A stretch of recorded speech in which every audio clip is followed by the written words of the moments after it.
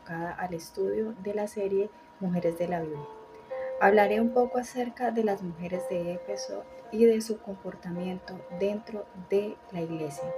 Miremos cuáles fueron las exhortaciones de Pablo a la iglesia y con respecto a las mujeres y por qué Pablo en su contexto cultural, social y político de aquella época le hace una eh, reiterativa llamada de atención a las mujeres de Éfeso. En el estudio anterior hablé acerca de la mujer en el pastorado. Un podcast que si no has escuchado lo podrás encontrar en este mismo canal de YouTube como ¿Y quién dijo que la mujer no puede ser pastora? Al yo iniciar la pregunta de ¿y quién dijo que la mujer no puede ser pastora? Era porque quería hacer referencia de que analizáramos bien quién estaba hablando en el pasaje bíblico del libro de Primera de Timoteo capítulo 2, versículo del 8 en adelante. Pues tenemos que tener en cuenta de que una cosa son los mandamientos de Dios y otra cosa cuando Pablo está exhortando o corrigiendo algo en el momento que no está de acuerdo y que se está saltando la sana doctrina.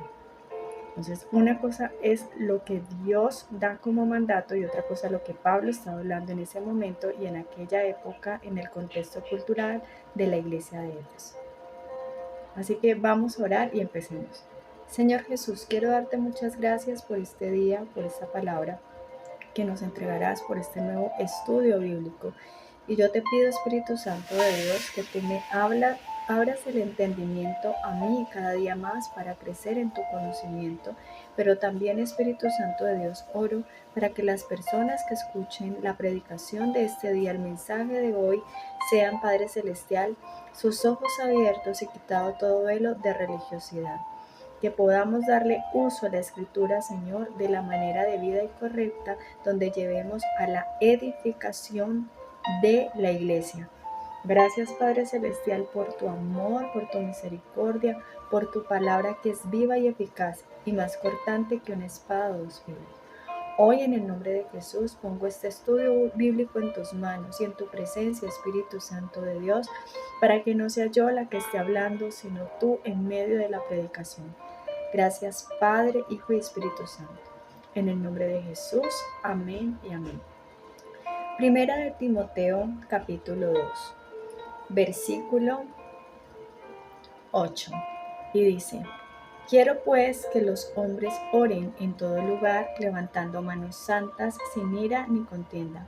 Asimismo que las mujeres se atavíen de ropa decorosa, con pudor y modestia, no con peinado ostentoso, ni oro, ni perlas, ni vestidos costosos. Quiero que en este pasaje bíblico del versículo 9 específicamente usted subraye: y asimismo que las mujeres se atavían de ropa decorosa, con pudor y modestia, no con peinado ostentoso, ni oro, ni perlas, ni vestidos costosos. Porque quiero que haga una remarcación en este pasaje bíblico, porque en muchas predicaciones y en muchos lugares han utilizado este texto bíblico de una manera descontextualizada por la falta del conocimiento más profundo, como les hablaba anteriormente, en, en qué época y en qué contexto cultural y por qué Pablo estaba hablándole a la iglesia de Éfeso en ese momento. Esta instrucción a la cual Pablo está haciendo específicamente a esta iglesia y a este tipo de mujeres por su conducta, la cual no tenía nada de sobriedad. Luego dice, sino con buenas obras como corresponde a mujeres que profesan piedad. La mujer aprenda en silencio con toda sujeción, porque no permito a la mujer enseñar ni ejercer dominio sobre el hombre, sino estar en silencio. Este es otro texto bíblico que me gustaría que tú subrayaras y prestaras mucha atención, porque yo también voy a explicar por qué Pablo le habló a las mujeres de Éfeso en no permitirles enseñarle al varón ni ejercer dominio sobre el hombre y estar en silencio y no predicar la palabra. Porque Adán fue formado primero después de Eva, y Adán no fue engañado, sino que la mujer, siendo engañada, incurrió en transgresión, pero se salvará engendrando hijos si permanece en fe, amor y santificación con modestia. Miremos varios puntos. Las mujeres de Éfeso en aquel tiempo, muchas de ellas estaban convirtiendo a Jesucristo y estaban abrazando la salvación. Estaban abrazando el Evangelio de Jesús. Pero resulta de que habían mujeres dentro de la congregación que estaban infiltrando enseñanzas falsas, debido a que en la época de las mujeres de Éfeso, ellas anteriormente, en su pasada manera de vivir, estas mujeres rendían culto a la diosa Diana. La diosa Diana eh, era una diosa pagana para los para los efesios en Éfeso, en la ciudad de Éfeso, que es la misma Artemisa para los griegos. Entendamos que Satanás es serpiente antigua, como dice la escritura, y usted sabe que las serpientes, cuando usted mira en biología, usted va a mirar que la serpiente tiene una característica y es que ella muda de piel, ¿sí? Lo mismo hace Satanás. Él muda de piel, él muda según los tiempos, pero su estrategia sigue siendo la misma. O sea que tanto Diana como Artemisa son las mismas diosas falsas. Aunque la diosa pagana Diana, ella era catalogada para los efesios como la diosa de la fertilidad. Cuando a ella le hacían sacrificios, obviamente pues esos sacrificios eran horrendos, horrorosos. Pero vamos a empezar a desglosar antes de profundizar un poco más con el tema de las mujeres de Éfeso.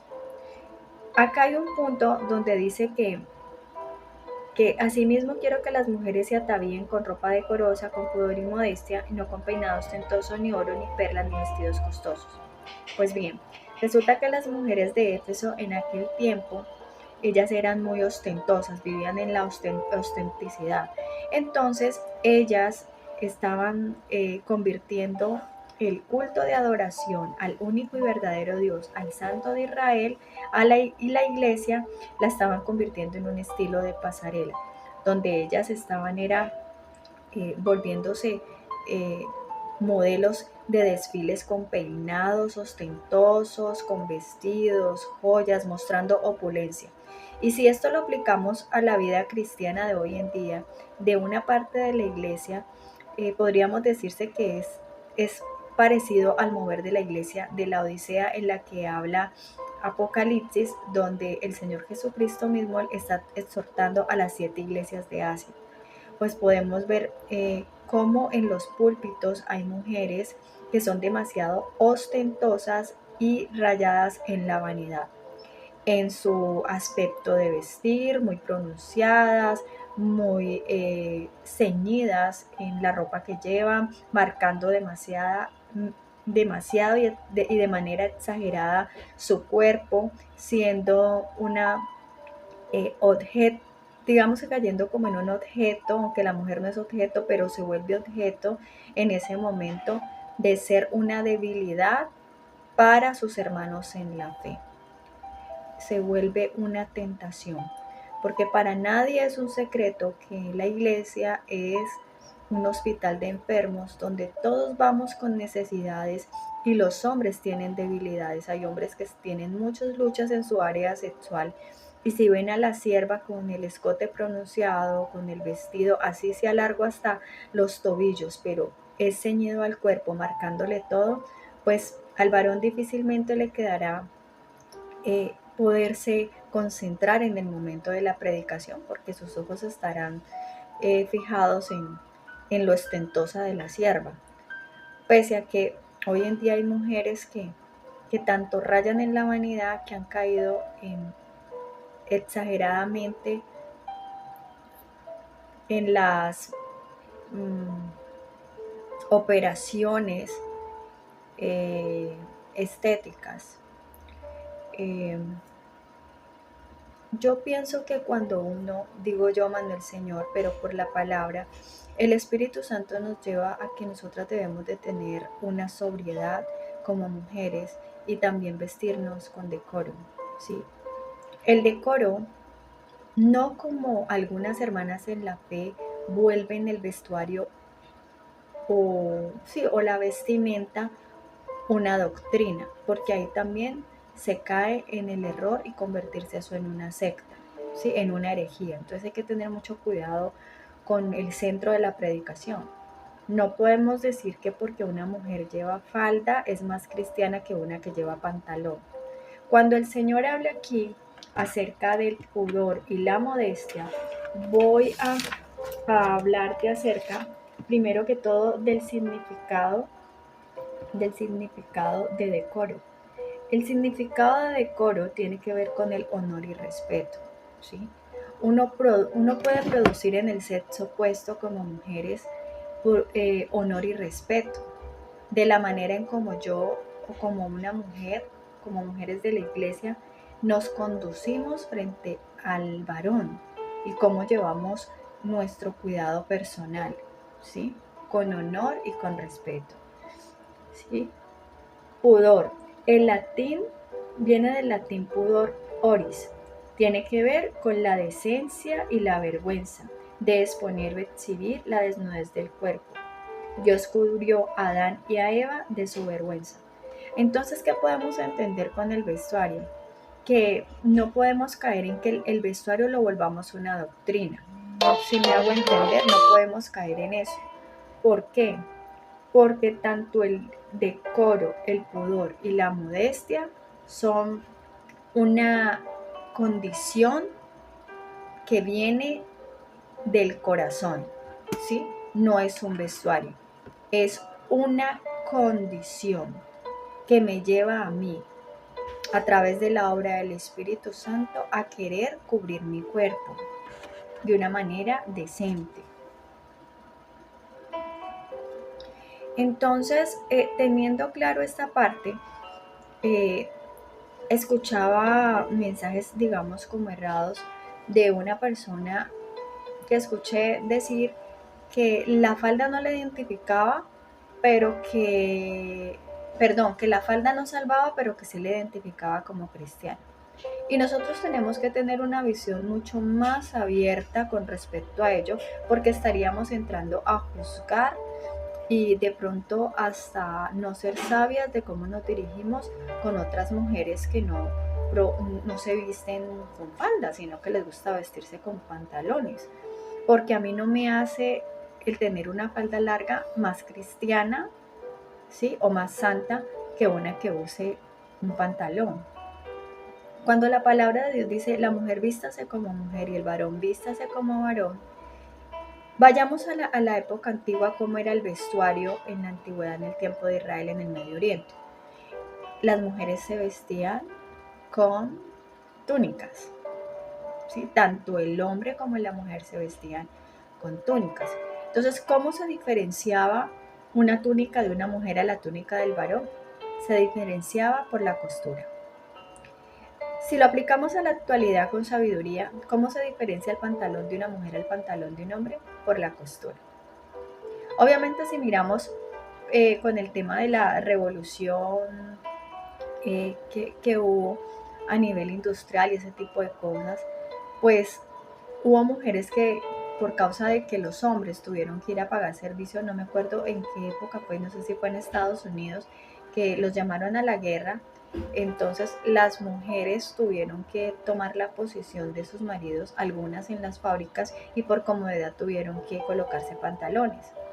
Pero nótese que después de que hubo un cambio en el vestuario, las mujeres empezaron a adaptarlo de acuerdo a su diseño de cuerpo, a su comodidad. No es que se iban a quedar con los pantalones de los hombres. Porque si tú miras, abominación para Dios es que un hombre se coloque un pantalón que fue diseñado y confeccionado para la mujer. Porque el cuerpo de nosotras las mujeres es muy diferente al cuerpo del varón. Entonces desde ahí también se ve la diferencia. Usted puede mirar que si un hombre se pone el pantalón de una mujer, usted de una va a identificar y va a decir, ese pantalón es de mujer y se ve abominable, ¿sí? Entonces, ahí es donde quiero como que tengamos un poquitico más abierta la mente en cuanto a entender la parte cultural y las confecciones, las que son modistas van a entenderme en un poco. Ahora bien, si una mujer eh, quiere agradar al Señor y en su corazón para agradar al Señor quiere ponerse sus hermosos vestidos largos, está bien, sí, porque para el Señor lo hace. Pero la mujer que se pone su pantalón que fue diseñada para, el pantalón que fue diseñado para la mujer, eh, para agradar al Señor, bien también lo hace. El tema es cómo vas a utilizar ese tipo de prenda. Porque si una mujer va a usar el pantalón muy ceñido al cuerpo, pues también está marcando lo que no debe de marcar, tanto como la mujer que llevara un vestido ceñido hasta los tobillos, marcando lo que no tiene que marcar. Y la escritura y la instrucción que Dios le dio a Eva fue la siguiente: tu deseo será para tu marido. Es decir, que el deseo que nosotras debemos de despertar como mujeres creyentes en el Señor Jesucristo debe de ser para nuestros maridos y no para los miembros de la congregación. Teniendo claro esto, de que el decoro, el pudor y la modestia no es una doctrina, sino una condición del corazón y que va empezando el Espíritu Santo a orar en nosotros de nuestro ser hacia afuera. Obviamente eso se tiene que ver reflejado en nuestra manera de vestir sobriamente. La modestia, el significado de modestia es la ausencia de la vanidad o engreimiento, que consiste en la humildad, recato y sencillez. No se cree mejor que las demás. La palabra modestia viene de cosmoioio, que significa respetable, honorable o modesto. Una persona que es modesta es sencilla, ¿sí? Es humilde en su comportamiento. Un ejemplo de esto lo podemos ver en el libro de Esther. El libro de Esther relata la vida de ella, una mujer que fue ataviada con lujos de prendas, de accesorios, ¿no? Con joyeles, con brazaletes, con aretes o zarcillos en su nariz, por la cultura de aquella época y los vestuarios tan lindos que ella tenía en el momento. Fue ceñida y sometida durante 12 meses a un baño de belleza, digámoslo así, aunque eso tiene un contexto espiritual mucho más profundo, pero hoy no lo voy a tocar. Entonces ella se presentó no de cualquier manera delante del rey Asuero. Nótese que en el libro de Ezequiel también dice la palabra de Dios que el Señor vistió a su pueblo, vistió a Israel con joyeles y con brazaletes en ellos. Yo después voy a citar el pasaje bíblico, ahí lo voy a dejar al pie escrito para que lo puedas leer. Pero hablando un poco acerca del vestuario de Esther, entonces ella no colocaba su corazón en su belleza física, porque ella era muy hermosa, ni tampoco en las prendas que ella utilizaba al vestir o de sus vestidos, sino que la condición que resaltaba y que lo que la hacía hermosa a ella y que hizo que se enamorara el rey Asuero de ella era su humildad. Sí, ella tenía un corazón muy humilde, era una mujer muy sujeta bajo autoridad, fue una mujer muy obediente, eh, y muy solícita, ¿sí? A la necesidad de su pueblo. Entonces, cuando Pablo habla en Primera de Timoteo que, que, el, que el atavío, o sea, perdón, sino que, perdón, que asimismo las mujeres sí se atavíen de ropa decorosa, con pudor y modestia, y no con peinado ostentoso, ni oro, ni perlas, ni vestidos, es porque las mujeres de Éfeso eran muy vanidosas, hacían alarde de su vanidad, y eso a la larga en el corazón se empieza a ejercer y a levantarse un tipo de orgullo y altivez. Entonces, cuando esto sucede en la condición del corazón de una mujer, ella va a querer usurpar el lugar de su marido y va a querer ser la que tome dominio sobre el varón. Por eso Pablo fue muy explícito en hablarle a las mujeres de esta época. Ellas tenían que aprender a morir mucho a ellas mismas y a dejar que su corazón fuera moldeado y tratado por Cristo, ¿sí? Y no poner su corazón en lo externo, ni en las joyas, ni en los peinados ostentosos. De hecho, cuando ellas hacían alarde de los peinados ostentosos, estaban dándole un mensaje a las demás mujeres de que ellas tenían el dinero con que pagarle a una sierva para que les hiciera ese tipo de trabajos, porque obviamente eso requería de tiempo. Un peinado, no sé, las que son estilistas, cuando los peinados tienen demasiado trabajo, ahí se está viendo también cuánto dinero se puede invertir en ese tipo de trabajo según la complejidad del trabajo, así mismo cuesta. Entonces Pablo estaba llevando a las mujeres a hacerles un llamado a la sobriedad y que volvieran al centro. Entonces él tuvo que centrarlas en la palabra, recordándoles, ¿sí?, de que a Eva era la que había sido engañada y no a Adán. Y eh, les afirmaba, o sea, como que les recalcaba el punto donde decía que Adán fue formado primero y que después la mujer. ¿Por qué? Porque resulta que como las enseñanzas falsas que se estaban introduciendo en la iglesia de Éfeso era que Eva había sido creada primero antes que Adán, porque ahí estaban ellas queriendo meter crencitismo religioso. ¿Qué es el crencitismo religioso? Es mezclar las religiones para volverla una sola. Ahí también se estaba viendo eso. Entonces, como ellas adoraban a esa diosa pagana Diana, que era la diosa de la fertilidad, y como la escritura dice en la palabra del Señor que Eva, su nombre significa madre de los vivientes, entonces que dijeron, no vamos a meterle esa mezcolancia allí. Entonces claro, eso nos casa perfecto para cristianizar nuestra diosa pagana, tal como sucede hasta el día de hoy con la Reina del Cielo, que la cristianizaron y la volvieron la Virgen María, pero cuando usted ahonda en la realidad, esa no es la Virgen María. ¿Sí me hago entender? Entonces era lo mismo que estaba pasando en este tiempo con las mujeres de Éfeso. Entonces Pablo empezó a mirar esto y vino acá a ponerle orden a la iglesia. De hecho, cuando una de las instrucciones que Pablo le hace a Timoteo más adelante, le dice que hay una parte de un versículo bíblico que le dice a Timoteo que ten cuidado de ti mismo y de la doctrina que predicas, porque haciéndolo te salvarás a ti mismo y a los que te oyeren. O sea, ten cuidado de ti mismo, ¿sí? Ten cuidado de cuál es la doctrina que tú estás predicando, mucho cuidado con desviarte de la doctrina y lleva a la iglesia a la verdadera doctrina del evangelio, que es la doctrina de Jesús, lo que Jesús vino a predicar, para que la gente no se desvíe. Entonces, si ven cómo va teniendo un hilo conductor todo lo que hemos estado hablando y estudiando, ¿sí? Para cuidar la iglesia de que se filtren las malas enseñanzas, como le estaba queriendo pasar a Éfeso. Entonces Pablo vino, fue como a poner en orden la iglesia y a las mujeres de Éfeso. De hecho,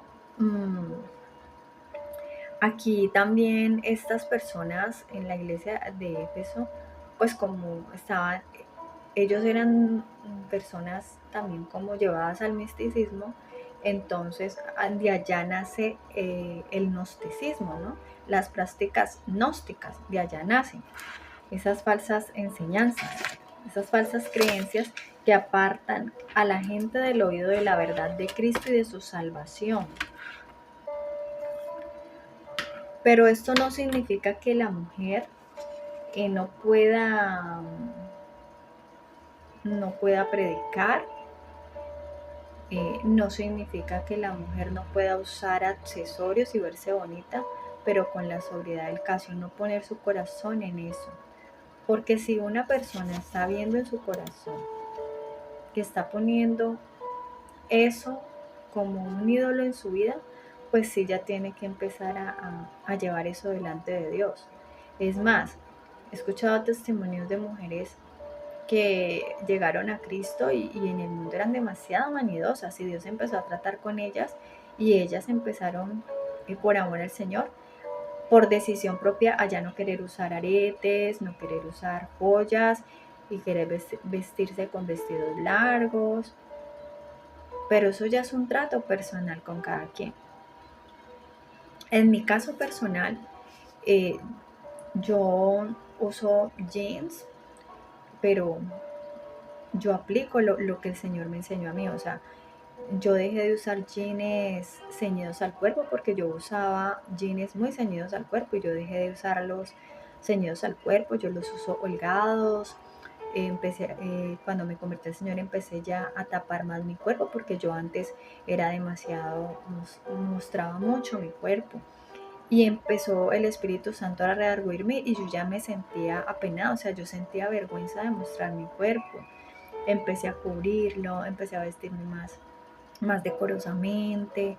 En mi maquillaje, a veces me aplico un labial, pero empecé a notar también cambios en mi maquillaje. Ya no me maquillaba tanto como me maquillaba antes de convertirme en señor. Mi maquillaje ya es más sobrio, no es recargado, es muy sutil, porque pues el arreglo personal también hace parte de la estima. Y quiero que usted entienda eso, ¿sí? Nosotros también tenemos que aprender a ser sabias en nuestro cuidado, porque también tenemos a nuestros esposos. Bueno, yo no soy casada, pero las que tienen sus esposos, tener cuidado de ellas mismas y también de el respeto por ellas mismas también es el respeto hacia su marido, de cómo su marido la quiere ver, en amor, ¿no? Entonces, eh, vamos a mirar también de que eso también nos enseña de que tenemos que tener mucho cuidado con, con que se introduzca el mover del empoderamiento femenino, como les hablaba anteriormente, de que como lo que estaba pasando en Éfeso, o sea, ya ellas querían ser las que pues que se enseñaran al varón cuando se estaban introduciendo las falsas enseñanzas de lo que les acabé de mencionar anteriormente, ¿sí? Entonces, no es que la mujer no pueda ser llamada pastora o no pueda predicar, porque el pastorado, como hablaba en el estudio anterior, que te lo nombré para que lo busques, quien dijo que la mujer no puede ser pastora, el pastorado no es un título y no tiene nada que ver con el nivel jerárquico dentro de la iglesia, es un oficio que se ejerce. Por eso ahí en el anterior audio yo expliqué mucho acerca, hice mucha insistencia en hablar acerca de que las 5 columnas en el tabernáculo de Moisés, todas tenían el mismo nivel, haciendo referencia a que ningún ministerio es superior al otro y que esas 5 columnas del tabernáculo de Moisés representan las 5 columnas del ministerio en Cristo, en la obra de Cristo, en la iglesia de Cristo hoy en día, ¿sí? Que son todos los ministerios. Y cuando el Señor habla a la iglesia, Él no le está hablando simplemente en exclusividad al varón, sino también a la mujer, a cómo ejercer el ministerio del pastorado junto a su marido. Que lo que sí cambian son los roles, por ejemplo en el matrimonio, ¿sí? Tanto el rol del hombre como el del rol de la mujer es vital. Ninguno puede sustituir al otro porque se complementan. Lo mismo en la iglesia. Los ministerios se complementan para que la obra de Cristo crezca. Los dones, ¿sí? Por eso dice que el Espíritu Santo reparte los dones como Él quiere, para que podamos ser efectivos en la obra de Cristo.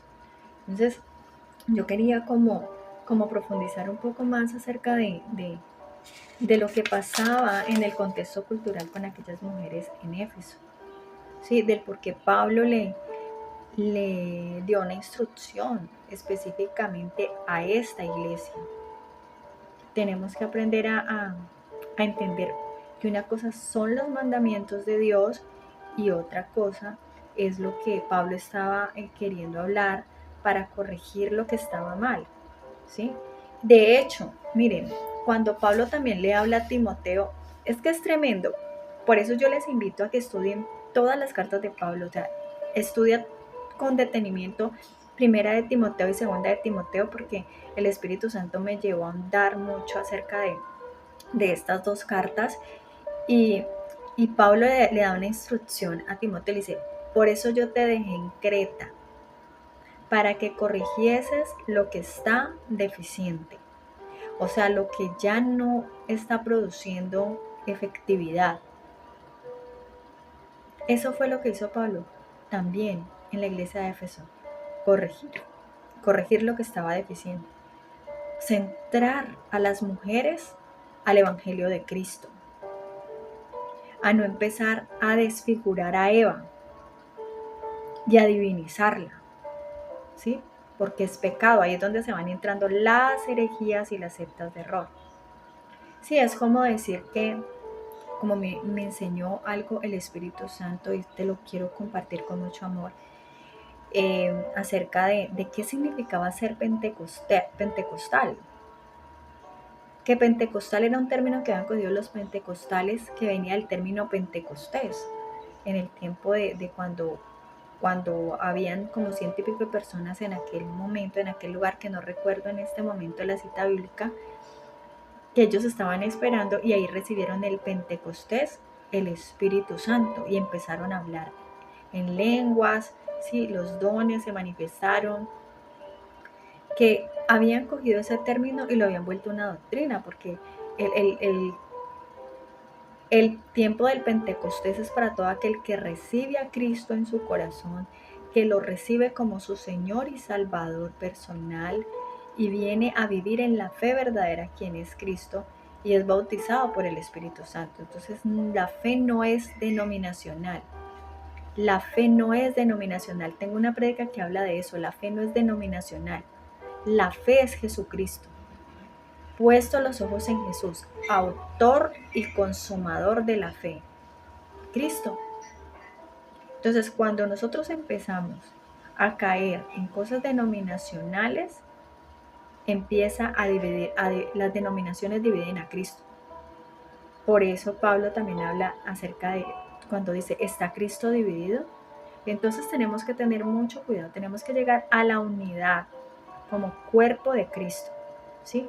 A predicar todos en un mismo sentir, el mismo mensaje. No que es que uno predicó según lo que le pareció, la interpretación humana que le dio, no. Por eso yo le digo a la gente, usted hermano y hermana en la fe que me está escuchando este audio, escudriñe las escrituras, entienda el contexto cultural del pueblo judío, ¿sí? Entendamos el contexto cultural e histórico, ¿sí? Político y social. Por ejemplo, en el tiempo en el que vino Jesús por primera vez a este mundo, la primera venida del Señor, que Él dio unas señales de cómo iba a ser su venida, que nacería en un pesebre a través de una virgen, por señal, para que el pueblo entendiera que Él es el Hijo de Dios, el Salvador de Israel. Y Él vino en un contexto social, político y cultural para el pueblo judío muy difícil, porque Roma tenía oprimido al pueblo de Israel con impuestos, con alzas de impuestos. Que por cierto, Dios nos enseña que nosotros aquí debemos de ser personas que paguemos los impuestos. ¿No se acuerdan cuando el Señor hace un milagro financiero en la vida de Pedro y le dice que vaya y saque de un pez y de su boca saque una moneda para que pague los impuestos? El Señor nos provee para que nosotros seamos de testimonio aún en nuestros pagos financieros y el enemigo no tenga nada que decir de nosotros y nadie nada tenga que decir de nosotros como pueblo de Cristo. Por eso debemos de guardar la fe en Jesucristo, la fe verdadera, la fe que salva. Amén. Entonces vamos a orar. Señor Jesús, yo te doy gracias por tu amor, por tu misericordia, por este nuevo mensaje de la palabra, por esta nueva enseñanza, Señor.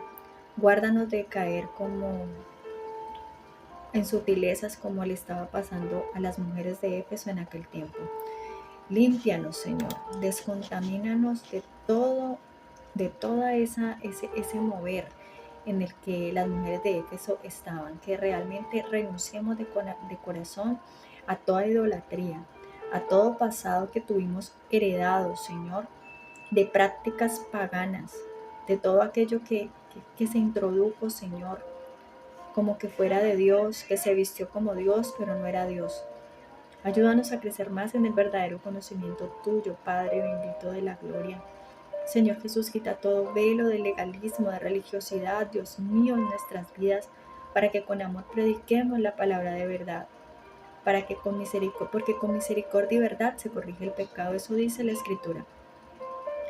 Tu palabra dice, Señor, en Proverbios 3:3, nunca se aparte de ti. Esa fue una promesa que tú me diste, hoy se la quiero dar a mis hermanos en la fe. Nunca se aparte de ti la misericordia y la verdad. Átalas a tu cuello y escríbelas en la tabla de tu corazón. Que en el antiguo pacto, Señor, el sacerdote, el sumo sacerdote, él tenía en su cabeza escrita en la frente santidad de Jehová, y en el pectoral tenía las 12 piedritas que representaban las 12 tribus de Israel. Señor, tu palabra dice que cuando nosotros viniéramos a ti, Cristo, nosotros seríamos para ti por pueblo y tú serías para nosotros nuestro Dios, y que escribirías tus leyes en nuestras mentes y en nuestros corazones. Gracias, Señor Jesús, porque tú eres la obra manifiesta, Señor, y el templo mismo. Bendito y alabado sea tu nombre, Jesús de Nazaret. Santo, santo, santo es tu nombre, Señor. Gracias te doy, Padre, en el nombre de Jesús. Amén y amén.